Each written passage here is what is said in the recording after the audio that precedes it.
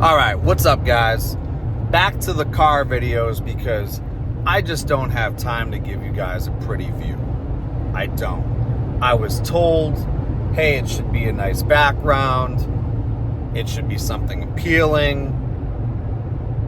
Maybe your car is gonna give people some judgments. I don't give a fuck about the car. I'm just driving around all the time. I still got to make these videos, and I want to make them on time for you guys. So I'm going to do the car videos. And I hope YouTube doesn't completely suppress the video because I sweared so early, but we're going to keep running with it. I wanted to talk today about balance. I just got done shooting the podcast with Par, and we went over it a lot. You guys can see that soon on YouTube. We haven't brought the episodes to YouTube yet. They're just on Spotify right now. Should be migrating to Apple by next week, hopefully. Stay tuned for that. I'll keep y'all posted. But for now, it is on Spotify. Check it out. Let me know what you think.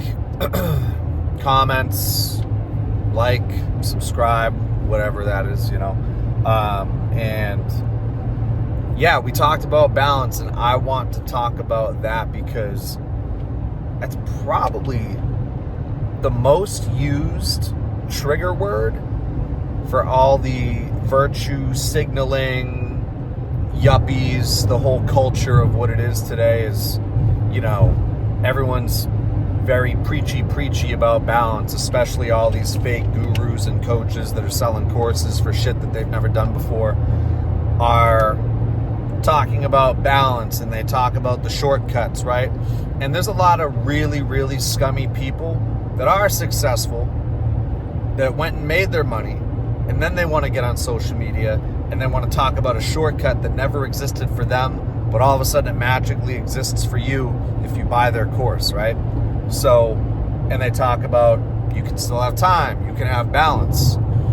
The reality of the situation is you do not have balance if you want to live one day a somewhat balanced lifestyle.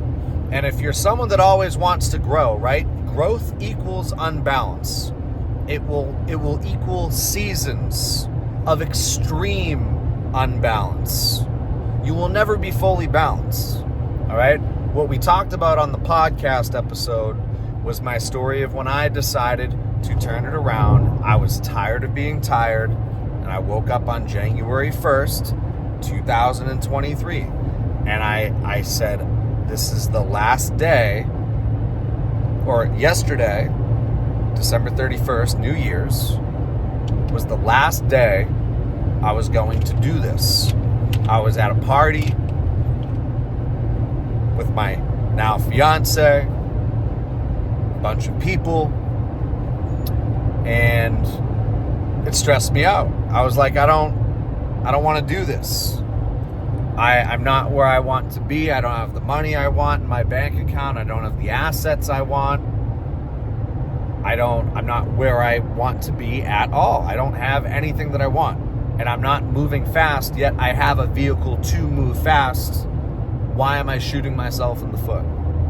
And so I woke up on January 1st, 2023, and I tapped my now fiance on the shoulder, and I said, I'm working 7 days a week from now on. I'm going to put absolutely everything I have, my soul, heart, and being, into being a high, efficient producer. I'm going to do whatever it takes. I also said that I'm dropping alcohol completely. I'm done with drinking entirely. I am done with drugs entirely. I'm not smoking weed. I'm not touching blow. I'm not doing anything. I'm sober. I'm clear. I'm dropping the weight vest at my feet. At my feet, I'm dropping it. And instead of walking or doing the light jog that everyone's gonna do, I'm gonna fucking run. And I ran. And I've told you guys before, I decided to do that with the end goal in mind that I was going to have some monumental life changes at the end of that year. Lo and behold, I made more in 1 year. I went over this with you guys too. I made more in 1 year, 2023, than I had in the past 13 years combined. 13 years combined, I made that income in just 2023. Some of you ask, oh, what is that? What did you make? Well, on paper with one job, I did $640,000. On paper with another investment, I made a total of $720,000. $720,000. Now, as all of you know, on paper and what you actually put in your pocket are very, very different things. But I never thought I would see $200,000 on paper. On paper, I never thought I would make $200,000. I wasn't even close. Not even close. The year before, I made $80,000. It was a joke. So that is the power of dropping the weight vest at your feet and saying that you're all in. And none of you can get all in. None of you want to be all in because you leave your friends behind. You leave the Fridays behind. Oh my God, I'm not going to get laid. I won't be able to see the girls. Oh, I can't see the girlfriends. Right? If you're a chick watching this, you can't go see the girlies and have a martini. And if you're the guys, you can't go out there and chase chicks around, even though you know that what the fuck you chase runs. So it's just this ring around the rosy. It's a lazy Susan of grab ass with you and your friends every weekend. And you think that it's okay because you see someone else doing it. And you don't understand that 90 to 95% of people will never get out of this cycle. Even the folks that are a little bit ahead of you, they're in this cycle even though they just have something shiny that maybe you want. And so then when you look at them and you see them drinking, they have something shiny that you want, you rationalize that it's okay for you to do as well, when you could really just be light years ahead of them if you decided to drop all your vices today and actually dedicate yourself. But no one wants to dedicate themselves because it's too strenuous, it's too hard, it's uncomfortable. Why do you not do it?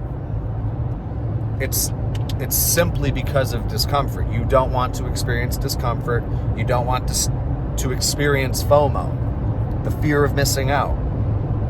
And it's also because you guys have these life scenarios, these life problems, right, that you dictate as external problems, right? You don't have enough money, or you don't have the car, you don't have the house, or your relationship, or whatever. And all these internal ones, the stress, the anxiety, the depression, the whatever thing that you want to fill in the blank with, right? And you guys can't figure it. Maybe it's been months that you've been feeling this way. Maybe it's been a week, right? But it's probably been months. Or it's probably been years that you've been in the hamster wheel. And you're like, I can't figure it out. Must be a complex problem. Must be complex. I don't know what I need to do to fix this, but it's got to be something elaborate. There's no way that a genius like me would figure it out. And you completely overlook the fact that it's the most simple of solutions that's going to fix everything.